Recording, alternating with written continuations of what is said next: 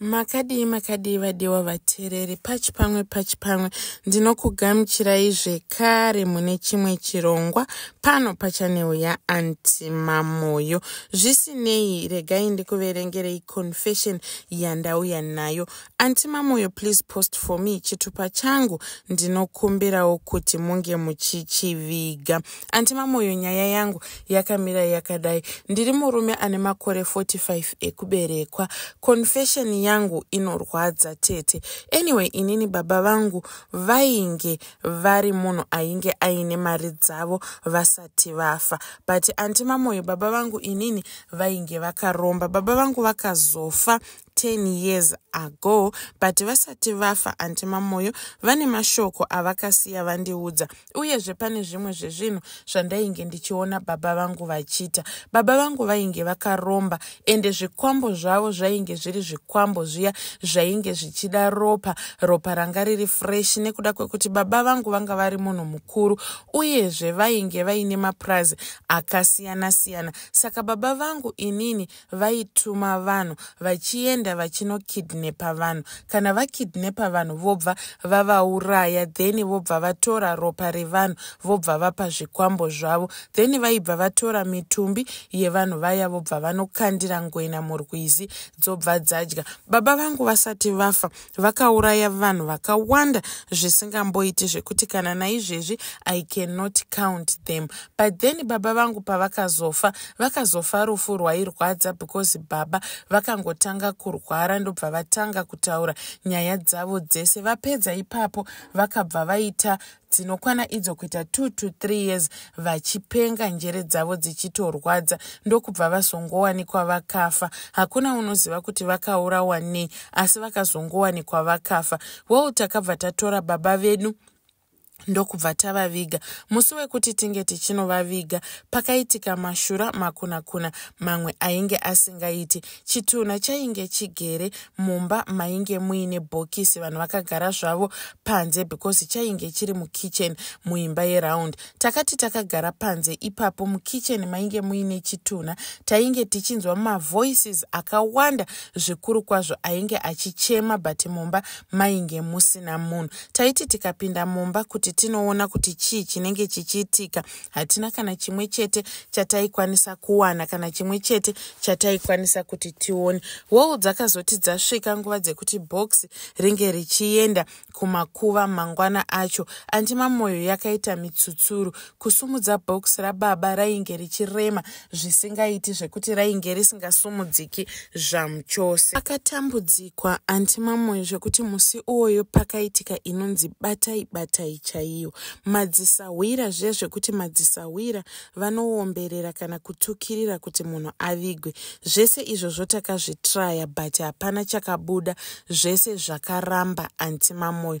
Then vanhu vakasvika pachikamu chekuti they gave up, vakati zoto, ndokubva vangogara vakanyarara. Then pakazoita mwana one wemufamily medu akabva atanga kusvikirwa. Mwana uyu akasvikirwa achichema zvisingaiti, but ainge achisvikirwa nemahwi akasiyana siyana. Mwana uyu achisvikirwa aisvikirwa dziri ngozi dzainge dzichibudira paari dzichitaura paari kuti izvoni ndakaurawa. Vanhu vese vaya vavainge vakauraya mweya yavo yakabva yatanga kumuka ichisvikira pamwana iyeye. Saka ngozi idzi dzichitaura dzaitaura kuti munhu uyu haangavigwe tisati taripiwa, nekuda kwekuti pangatoitika hondo pano zvamuchose. Ende uyezve mweya yevanhu ava ichitaura yairatidza kuti yainge yakatsamwa yakagumbuka zvisingaiti. Anti Mamoyo, munoziva kuti vanhu vakakotamisa uso, vanhu ndokubva vatanga kupararira one by one vachibva parufu urwu, zvekuti takangosara tiri mhuri, tiri family chete.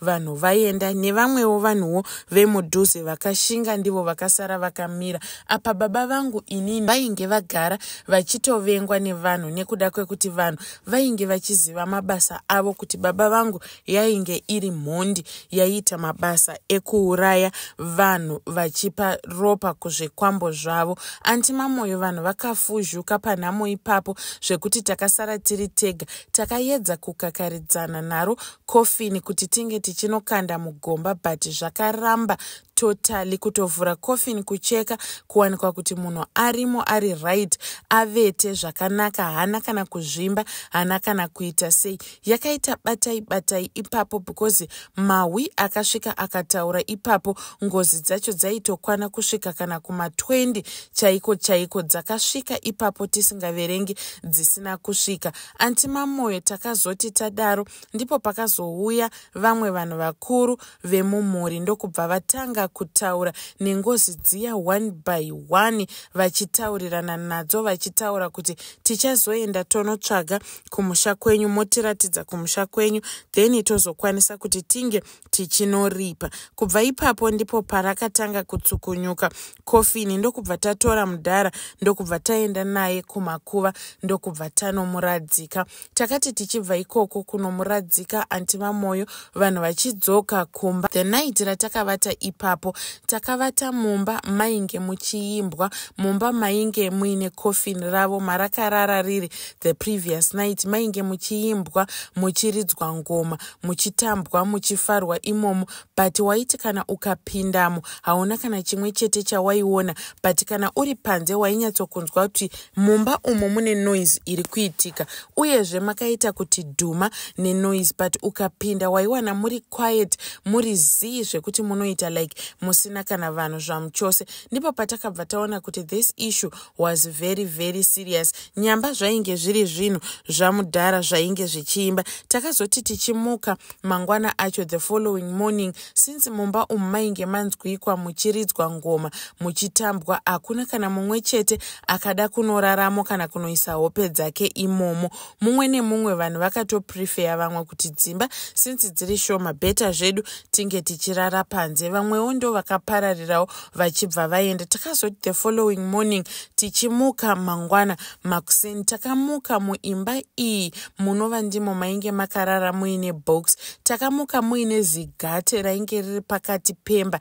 Gate iri rainge rakazara ropa but ropa racho rainge riri ropa riya rekuti riri fresh riri kutotutuma furo. Rimwe ropa racho raitotutuma richiyerera richienda nekudhoo. Munhu wese paakaona zvinhu izvi everyone was surprised uyezve gate racho rainge rakamoneredzwa nenyoka muhuro megate muno umu mainge muine rimwe zinyoka rainge ririmo imomo zvekuti munhu akapindamo akatanga kuona izvi akabudamo achimhanya ndokubva asvika akanofentera panze painge paine vanhu pavakazonoti vapinde mumba vanoona kuti chii chirimo ndokuwana kuti mumba mainge muine zvimwe zvinhu zvanga zvisingaiti zvisingatarisiki totally zvamuchose. Antimamoyo vanhu veukama vakatanga kupararira vachibva ipapo one by one zvekuti isisu vana vemumusha imomo ndisu tega takangosara. Vanhu vava kungotaura mashoko ekuti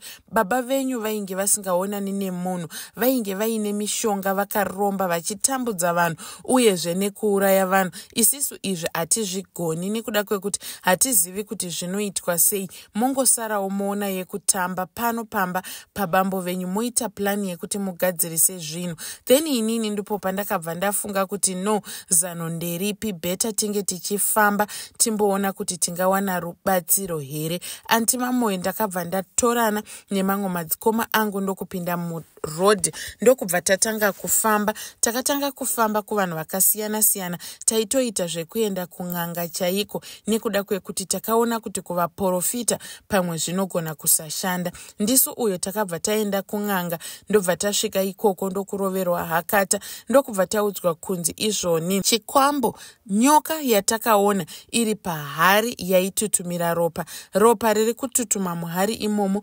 iropa rababa vedu nekuda kwekuti baba vedu vachizofa vakaurawa nezvinhu zvavo mushure mekunge vakanganisa mhiko dzavo. Uyezve chikwambo ichi nyoka iyi yamaona chitori chikwambo chababa venyu. Chikwambo chababa venyu chinogara in form of a snake ende uyezve chikwambo ichi kuzviburitsa pachena kwachaita mucherechedzo wekuti chinoda kuchengetewa nemi since baba venyu vasisipo. Apazve ndiri kuona ngozi ndiri kunzwa manzwi akawanda chaizvo akasiyana siyana ari kuchema mukati memusha wenyu. Mukati memusha wenyu mune ngozi kwete imwe chete but mune ngozi dzakawandisa dzisingaverengeki dzinova ngozi dzinoda kuripwa. Apa upfumi hwababa venyu hapana kana chimwe chete zvacho chinokwanisa kuti chinge chichiripa ngozi iyi, nekuda kwekuti zvamunoona muchiti imombe hadzitozi mombe totally, dzitongori ingwe zvadzo dzakazvigarira mudanga, uyezve dzamunoti imbudzi angori mapere, huku zvose zviri pamba penyu angori mazizi, hapana kana chisvinu chiri pamba penyu, kureva kuti munotofanirwa kuti mutange from scratch kushanda motanga kuripa ngozi idzodzo one by one. Antimamoyo, if I tell you kuti life yangu izvezvi ilife yandiri kurarama yakadhakwa nekuda kwekuti siku nesikate tiri kushanda inini nevanhu vedzinza rangu, tichishanda tichiteverera ngozi dzakasiya dzaripwa nababa vangu, tichiteverera ngozi dzakasiya dzaparwa nababa vangu, tichiripa one by one. Antimamoyo, zvinogwadza. Now hatisisina kana peace in our lives nekuda kwenhau iyi, uyezve tese tangova varombo, hapasisina kana mumwe chete ane chaainacho. Kana vari sevana vasikana vese vakasiyiwa vaenda kumarriage nevanga vasati, hakuna kana mumwe chete ari pamurume, vari kungotambudzika. Chikwambo chiya chiri kurara navo plus zvezvimwe zvikwambo zvatainge tisina kuona zviriko zviri kuexista, zviri kungorara nevana vasikana vese. Vana vanongogwara, vamwe vanongoita zvirwere zvisingarapiki, zvisinganzwisisiki kuti chimbori chii zvamuchose. Antimamoyo, ndiyo yanga iri confession yangu. Let me know kana muchinge mazoposta, ndozoteverera mucomment section. Yo vadiwa vateereri, zvakaoma. Ndiyo yanga iri confession yaHaidi. Zvisinei, you can tell us what you think in the comment section, but pakaipa guys, mawani chaiwo. I think lesson kana kuti chidzidzo kubva kune vamwe vaya vachiri pastage yekuti vanoti ndiri kutsvagawo kunorombeswa, ndoda kuromba ndigodaidai. Munosira vana nhamo, munosira vana matambudziko. Honai manje zvaakuitika kumhuri iyi. Zvisinei vadiwa vateereri, ngatisanganei zvekare mune zvimwe zvirongwa zvinotevera. Don't forget to comment, like uyezve nekusubscribe.